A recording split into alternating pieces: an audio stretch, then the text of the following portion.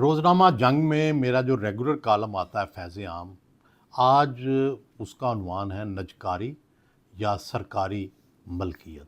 आज का दौर नजकारी का है, बिज़नेस की सरकारी मलकियत के तस्वर को अब फ़रसूदा तस्वर किया जाता है। पाकिस्तान में भी कौमियाए गए अदारों की तेज़ी से नजकारी की जा रही है। दुनिया भर में इस फैशन के बरक्स बरतानिया में नई बरसरे इक़्तिदार लेबर पार्टी ने ऐलान कर रखा है कि वो प्राइवेटाइज़ की गई ट्रेनों को दोबारा से कौमियाने यानी रीनेशनलाइज करने का इरादा रखती है। बरतानिया में इस वक्त ट्रांसपोर्ट के किराए सारे यूरोप की निस्बत ज़्यादा हैं।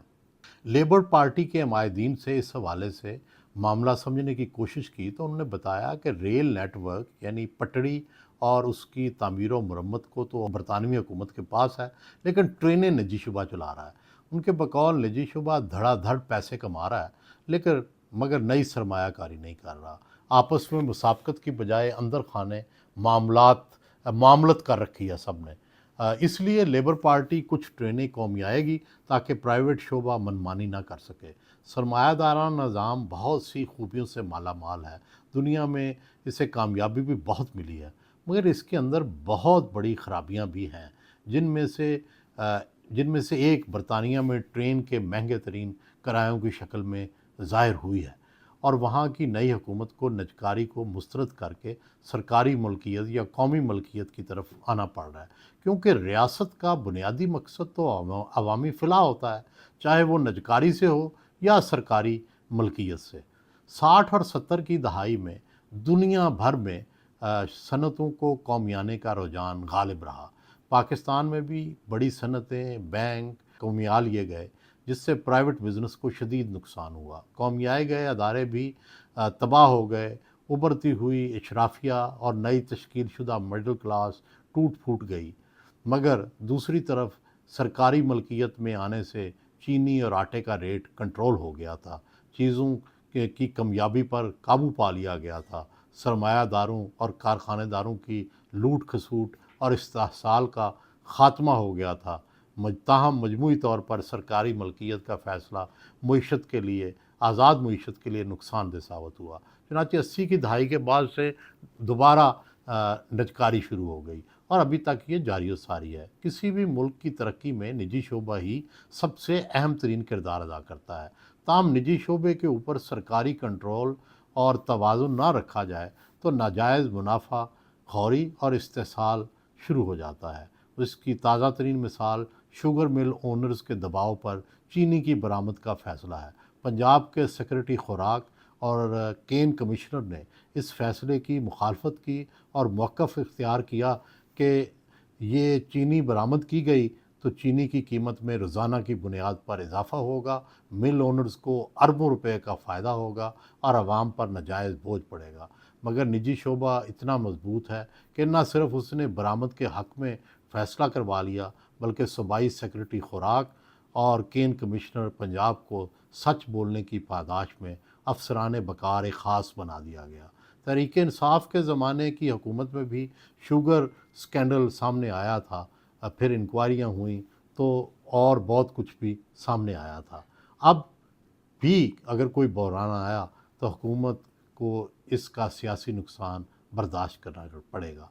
बदकिस्मती से शुगर मिल ओनर्स ने यही इजारादारी भारत के सूबा महाराष्ट्र में भी आज है। आज ही के न्यूयॉर्क टाइम्स ने उनके इस्तेहसाल पर सफ़ा अव्वल पर पूरी तफसील शाया की है। अमेरिका का शुगर माफिया भी बहुत मजबूत है, इस पर तो कई हॉलीवुड फिल्में ही बन चुकी हैं। पाकिस्तान में सीमेंट इंडस्ट्री की नजकारी भी की गई है। इससे रियासत तो बोझ से आज़ाद हुई, सनत ने भी तरक्की की, जदीद मशीनरी लगी, सीमेंट एक्सपोर्ट भी हुआ, मगर इसमें भी मिलों ने मिली भगत से अजारादारी या मोनोपोली कायम कर ली है। आपस में मिलकर पैदावार कम कर देते हैं, मुसाबकत का माहौल नहीं, मिली भगत चल रही है। जब चाहते हैं सीमेंट का रेट इसे बढ़ा देते हैं। हुकूमत का मुसाबकी कमीशन और कंट्रोल करने वाले अदारे सीमेंट कार्टेल की निस्बत बहुत ही कमज़ोर हैं। अवाम के मफाद का कोई ख्याल नहीं रख रहा। अमेरिका के अंदर कार्टेल बनाने और अजारादारी कायम करने के बारे में कवानीन 1920 की दहाई में ही बन गए थे, मगर पाकिस्तान में इसका कोई मुअस्सर तदारक नहीं हो सका। इसी तरह बैंक نجی تحویل میں دینے سے حکومت کا درد سر تو ختم ہو گیا، لیکن اس وقت بینک ملک میں سب سے زیادہ منافع کما رہے ہیں، نہ عوام کو قرضے دے رہے ہیں اور نہ کوئی سہولت مل رہی ہے۔ اکثر بینک مالکان بیرون ملک مقیم ہیں، ان کا منافع انہیں باہر بیٹھے ہی وصول ہو جاتا ہے، وہ ذرا برابر رسک نہیں لیتے، نہ انہیں ملک میں کاروبار کی بڑھوتری کی کوئی فکر ہے۔ حکومت کو مہنگی شرح سود پر قرضے دیتے ہیں اور عیاشی کرتے ہیں۔